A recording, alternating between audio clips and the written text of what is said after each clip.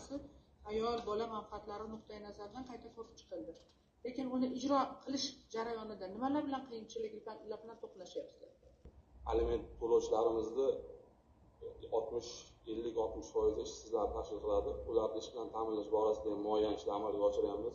Xususan, Bandlik vazirligi bilan integratsiya qilib, tizimda elektron ular qarzdorlarimizni ish bilan ta'minlash borasida bandlik platformasini yaratganmiz. Shu bo'yicha 2024-yilda 8200 dan ortiq qarzdorlarimizni ish bilan ta'minladi.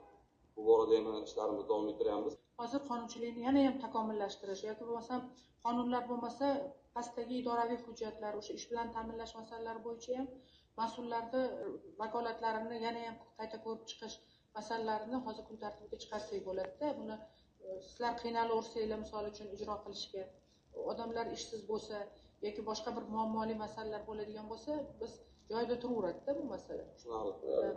Bolalar yoshi katta bo'laveradi, aliment olmasdan yuraveradi. Shuning uchun bu masalalarga demak bir jiddiy qarab takliflarni tayyorlaydi.